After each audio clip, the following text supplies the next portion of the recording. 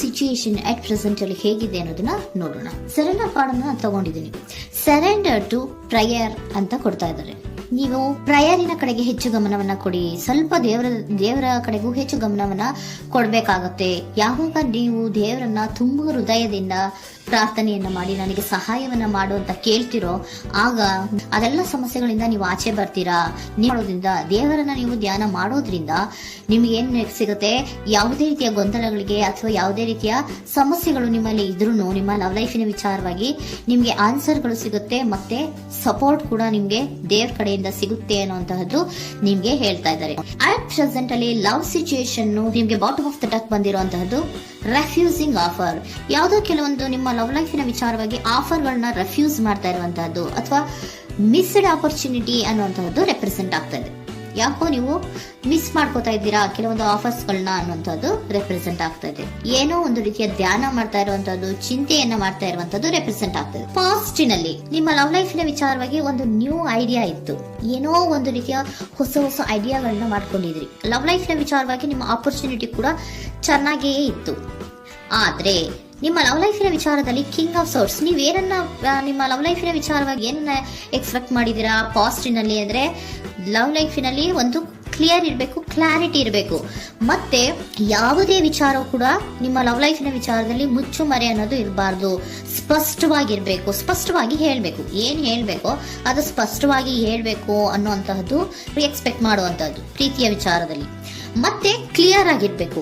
ಏನು ಅಂದ್ರೆ ನಿಮ್ಮ ಲವ್ ಲೈಫಿನಲ್ಲಿ ಒಂದು ಸ್ಟ್ರಾಂಗ್ ಆಗಿರ್ಬೇಕು, ಸ್ಟ್ರಾಂಗ್ ಬಾಂಡೇಜ್ ಇರಬೇಕು, ಮತ್ತೆ ಯಾವುದೇ ರೀತಿಯ ಚೈಲ್ಡಿಶ್ ಬಿಹೇವಿಯರ್ ಅನ್ನ ಮಾಡಬಾರ್ದು ಅನ್ನೋದು ಪಾಸ್ಟಿನಲ್ಲಿ ನೀವು ಎಕ್ಸ್ಪೆಕ್ಟ್ ಮಾಡಿರೋಂಥದ್ದು ರೆಪ್ರೆಸೆಂಟ್ ಆಗ್ತಾ ಇದೆ. ನೀವು ಅದೆಲ್ಲ ಎಕ್ಸ್ಪೆಕ್ಟ್ ಮಾಡಿದಾಗ ಯಾವಾಗ ನಿಮ್ಗೆ ಅದು ಸರಿ ಹೋಗಲ್ಲ ಅನಿಸ್ತೋ ಆಗ ನೀವು ಪ್ರೀತಿಯಿಂದ ಮುಂದೆ ಬಂದಿರುವಂತಹದ್ದು ಬಿಟ್ಟು ಮುಂದೆ ಬಂದಿರುವಂತಹದ್ದು ರೆಪ್ರೆಸೆಂಟ್ ಆಗ್ತದೆ. ಮೋಸ್ಟ್ ಪ್ರಾಬಬಲಿ ನಿಮ್ಮ ಕೆಲವೊಬ್ಬರಿಗೆ ಈಗ ಆಲ್ರೆಡಿ ಕೆಲವೊಂದು ರೀತಿಯ ಬ್ರೇಕಪ್ ಗಳು ಆಗಿರಬಹುದು, ಕಮ್ಯುನಿಕೇಶನ್ ಇಲ್ಲದೆ ಇರುವಂತಹದ್ದು ರೆಪ್ರೆಸೆಂಟ್ ಆಗ್ತಾ ಇದೆ. ಮೋಸ್ಟ್ ಪ್ರಾಬಬಲಿ ನೀವು ಇವಾಗ ಇಬ್ರು ಕೂಡ ನೀವು ಮಾತಾಡದೆ ಇರುವಂತಹದ್ದು ರೆಪ್ರೆಸೆಂಟ್ ಆಗ್ತಾ ಇದೆ. ಸೊ ಯಾವುದೇ ರೀತಿಯ ಕಾಂಟ್ಯಾಕ್ಟ್ ಅಲ್ಲಿ ಇಲ್ಲದೆ ಇರುವಂತಹದ್ದು ರೆಪ್ರೆಸೆಂಟ್ ಆಗ್ತಾ ಇದೆ. ನೋಡಿ, ಮುಂದೆ ಮುಂದೆ ಬರ್ತಾ ಇರುವಂತಹದ್ದು ರೆಪ್ರೆಸೆಂಟ್ ಆಗ್ತಾ ಇದೆ. ಯಾಕೋ ತುಂಬಾ ಬೇಜಾರಲ್ಲಿ ಇರುವಂತಹದ್ದು. ಪಾಸ್ಟಿನಲ್ಲಿ ಕೂಡ ನೀವು ಲವ್ ಲೈಫಿನ ವಿಚಾರವಾಗಿ ಕೆಲವೊಬ್ರು ಬೇಜಾರಲ್ಲಿ ಇರುವಂತಹದ್ದು ರೆಪ್ರೆಸೆಂಟ್ ಆಗ್ತಾ ಇದೆ. ಯಾಕೋ ಕ್ಲಾರಿಟಿ ಇಲ್ಲ, ಕ್ಲಿಯರ್ ಆಗಿರ್ಬೇಕು, ಸ್ಪಷ್ಟವಾಗಿರ್ಬೇಕು, ಏನ್ ಮಾತಾಡಿದ್ರು ಅದರಲ್ಲಿ ಯಾವುದೇ ರೀತಿಯ ಮುಚ್ಚುಮರೆ ಇರಬಾರ್ದು ಅನ್ನೋದು ನೀವು ಎಕ್ಸ್ಪೆಕ್ಟ್ ಮಾಡುವಂತಹದ್ದು. ಪಾಸ್ಟಿನಲ್ಲಿ ಕೂಡ ನಿಮ್ಗೆ ಸ್ವಲ್ಪ ಬೇಜಾರುಗಳಾಗಿರುವಂತಹದ್ದು ರೆಪ್ರೆಸೆಂಟ್ ಆಗ್ತಾ ಇದೆ. ಅಟ್ ಪ್ರೆಸೆಂಟಿನಲ್ಲಿ the moon card, 9 of swords, 6 of swords ಬಂದಿದೆ. ಮೂನ್ ಕಾರ್ಡ್ ಏನನ್ನ ರೆಪ್ರೆಸೆಂಟ್ ಮಾಡುತ್ತೆ? ಇಲ್ಯೂಷನ್ ಅನ್ನ ರೆಪ್ರೆಸೆಂಟ್ ಮಾಡುತ್ತೆ, ಕೆಲವೊಂದು ರೀತಿಯ ಭ್ರಮೆಗಳನ್ನ ರೆಪ್ರೆಸೆಂಟ್ ಮಾಡುತ್ತೆ, ಆತಂಕಗಳನ್ನ ರೆಪ್ರೆಸೆಂಟ್ ಮಾಡುತ್ತೆ. ಮತ್ತೆ ನಿಮ್ಮ ಲವ್ ಲೈಫ್ ನ ವಿಚಾರದಲ್ಲಿ ಯಾವುದೇ ರೀತಿಯ ಸ್ಥಿರವಾಗಿ ಇಲ್ಲ, ಯಾವುದು ಕರೆಕ್ಟ್ ಆಗಿ ಇಲ್ಲದೆ ಇರುವಂತಹದ್ದು ನಿಮ್ಗೆ ರೆಪ್ರೆಸೆಂಟ್ ಆಗ್ತಾ ಇದೆ. ನೆಕ್ಸ್ಟ್ ಕಾರ್ಡ್ ಏನ್ ಬಂದಿದೆ? ಸೆಕೆಂಡ್ ಕಾರ್ಡ್ 9 ಆಫ್ ಸೋರ್ಡ್ಸ್ ಬಂದಿದೆ. ಇದರಲ್ಲೂ ಕೂಡ ನಿಮ್ಗೆ ಆತಂಕ ಇತ್ತು, ಇದರಲ್ಲೂ ಕೂಡ ಆತಂಕ ಇದೆ, ಭಯ ಇದೆ, ಕರೆಕ್ಟ್ ಆಗಿ ನೀವು ನಿದ್ರೆ ಮಾಡ್ತಾ ಇಲ್ಲ, ಯೋಚನೆ ಮಾಡ್ತಾ ಇರುವಂತಹದ್ದು ಈ ಎರಡೂ ಕಾರ್ಡ್ಗಳಲ್ಲೂ ರೆಪ್ರೆಸೆಂಟ್ ಆಗ್ತದೆ. ಇದರಲ್ಲೂ ಆತಂಕಗಳಿದೆ, ಇದರಲ್ಲೂ ಆತಂಕ. ಅಟ್ ಪ್ರೆಸೆಂಟ್ ನಲ್ಲಿ ಕೆಲವೊಂದು ರೀತಿಯ ವಿಚಾರಗಳಲ್ಲಿ ಭಯವನ್ನ ಪಡ್ತಾ ಇರುವಂತಹದ್ದು ರೆಪ್ರೆಸೆಂಟ್ ಆಗ್ತಾ ಇದೆ.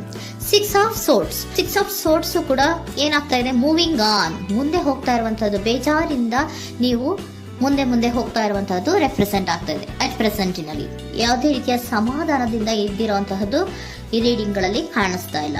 ಓಕೆನಾ? ಟೇಕ್ ಇಟ್ ರೆಸೋನೇಟ್, ನಿಮ್ಗೆ ರೆಸೋನೇಟ್ ಆದ್ರೆ ಮಾತ್ರ ತಗೊಳ್ಳಿ. ನೆಕ್ಸ್ಟ್ ಕಾರ್ಡ್ ಇಮಿಡಿಯೇಟ್ ಫ್ಯೂಚರ್ ನ ಬಗ್ಗೆ ನೋಡೋದಾದ್ರೆ ನೈಟ್ ಆಫ್ ಸೋರ್ಡ್ಸ್ ಬಂದಿದೆ.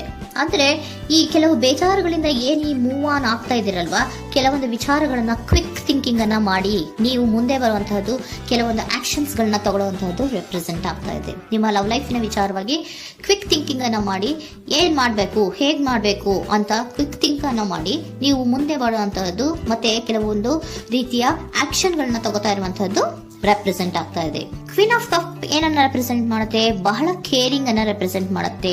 ಏನಿರ್ಬೇಕು ಲವ್ ಲೈಫಿನ ವಿಚಾರದಲ್ಲಿ? ನೋಡಿ, ನೀವು ನೋಡ್ತಾ ಇರೋದು ಹೇಗ್ ನೋಡ್ತಾ ಇದ್ದೀರಾ? ನಿಮ್ಮ ಲವ್ ಲೈಫಿನ ವಿಚಾರದಲ್ಲಿ ಏನಿರ್ಬೇಕು ಅಂತ ಎಕ್ಸ್ಪೆಕ್ಟ್ ಮಾಡ್ತೀರಾ? ಸ್ವಲ್ಪ ಸ್ಟೇಬಲ್ ಆಗಿರ್ಬೇಕು, ಬಹಳ ಕೇರಿಂಗ್ ಇರ್ಬೇಕು, ಎಮೋಷನಲ್ ಇರ್ಬೇಕು ಅದರಲ್ಲಿ ಅನ್ನುವಂಥದ್ದು ನೀವು ಎಕ್ಸ್ಪೆಕ್ಟ್ ಮಾಡುವಂಥದ್ದು. ಈ ನಿಯರ್ ಫ್ಯೂಚರ್ ನಲ್ಲಿ ನೀವು ಆ ರೀತಿ ಎಕ್ಸ್ಪೆಕ್ಟ್ ಮಾಡುವಂತಹದ್ದು. ನೆಕ್ಸ್ಟ್ ಕಾರ್ಡ್ ಬಂದಿರುವಂತಹದ್ದು ಏರೋಫೆಂಟ್ ಕಾರ್ಡ್ ಬಂದಿದೆ. ಏರೋಫೆಂಟ್ ಕಾರ್ಡ್ ಏನನ್ನ ರೆಪ್ರೆಸೆಂಟ್ ಮಾಡುತ್ತೆ? ಕೆಲವೊಂದು ವಿಚಾರಗಳ ಬಗ್ಗೆ ತಿಳ್ಕೊತಾ ಇರುವಂತಹದ್ದು, ಏನೋ ಕೆಲವು ವಿಚಾರಗಳ ಬಗ್ಗೆ, ನಿಮ್ಮ ಲವ್ ಲೈಫಿನ ವಿಚಾರಗಳ ಬಗ್ಗೆ ತಿಳ್ಕೊತಾ ಇದ್ದೀರಾ. ಏನಾಗಿದೆ, ಹೇಗಾಗಿದೆ, ಸ್ವಲ್ಪ ಆಕ್ಷನ್ಸ್ ಅನ್ನ ತಗೋಬೇಕು ಅಂದ್ರೆ ನಾನು ಸ್ವಲ್ಪ ಕೇರ್ ಅನ್ನ ಮಾಡಬೇಕು, ಸ್ಟೇಬಲ್ ಆಗಿರ್ಬೇಕು ಅಂದ್ರೆ ಸ್ವಲ್ಪ ನಾನು ಕೇರ್ ಅನ್ನ ಮಾಡಬೇಕು, ಆಕ್ಷನ್ ಅನ್ನ ತಗೋಬೇಕು ಅನ್ನೋಂತಹ ನಿರ್ಧಾರಗಳನ್ನ ನೀವು ಮಾಡ್ತಾ ಇರುವಂತದ್ದು ರೆಪ್ರೆಸೆಂಟ್ ಆಗ್ತಾ ಇದೆ. ಹಾಗಿದ್ರೆ ಏಂಜಲ್ ಗೈಡೆನ್ಸ್ ಏನ್ ಕೊಡ್ತಾರೆ? Are you ready? ನೀನು ರೆಡಿಯಾಗಿದ್ದೀರಾ ನೀವು ಅಂತ ಕೇಳ್ತಾ ಇದ್ದಾರೆ ಏಂಜಲ್ಸ್ಗಳು. ಅಂದ್ರೆ ಏನು, ನೀನ್ ಇಲ್ಲೇ ಕುತ್ಕೊಂಡು ಅಳ್ಕೊಂಡು ಬೇಜಾರು ಮಾಡ್ಕೊಂಡು ಕುತ್ಕೊಳ್ಳೋದು ಬೇಡ, ಸ್ವಲ್ಪ ನೀನು ಮುಂದೆ ಮೂವ್ ಆಗು. ಅಲ್ಲಿರೋದ್ರಿಂದ ಏನು ಪ್ರಯೋಜನ ಇಲ್ಲ. Are you ready? ನೀವು ರೆಡಿ ಆಗಿದ್ದೀರಾ? With in the next few weeks, ಕೆಲವೊಂದು ವೀಕ್ಗಳಲ್ಲಿ, ಕೆಲವೊಂದು ವಾರಗಳಲ್ಲಿ ನೀವು ಏನಾಗ್ತೀರಾ? ಅಬಂಡೆನ್ಸ್, ಸಾಮರಸ್ಯ ಅನ್ನೋದು ಇರುತ್ತೆ. ಇಂಪ್ರೂವಿಂಗ್ ಹೆಲ್ತ್ ಅಂದ್ರೆ ಏನು, ನೀವು ಯೋಚನೆ ಮಾಡಿ ಮಾಡಿ ಮಾಡಿ ಏನ್ ನೀವು ಈ ಆರೋಗ್ಯವನ್ನ ಹಾಳು ಮಾಡ್ಕೊಂತ ಇದ್ದೀರಾ. ಸೊ ಇಂಪ್ರೂವಿಂಗ್ ಹೆಲ್ತಿನ ಕಡೆಗೆ ಗಮನವನ್ನ ಕೊಡಿ.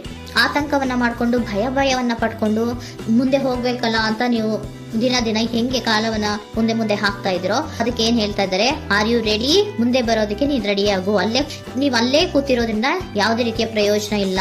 ಸ್ವಲ್ಪ ನಿಮ್ಮ ಹೆಲ್ತಿನ ಕಡೆಗೆ ಗಮನವನ್ನ ಕೊಡಿ. ಸಮೃದ್ಧಿ ಅನ್ನೋದು ಬಂದೇ ಬರುತ್ತೆ, ಸಾಮರಸ್ಯ ಅನ್ನೋದು ಇದ್ದೇ ಇರುತ್ತೆ ಅನ್ನೋದು ಹೇಳ್ತಾ ಇದ್ದಾರೆ.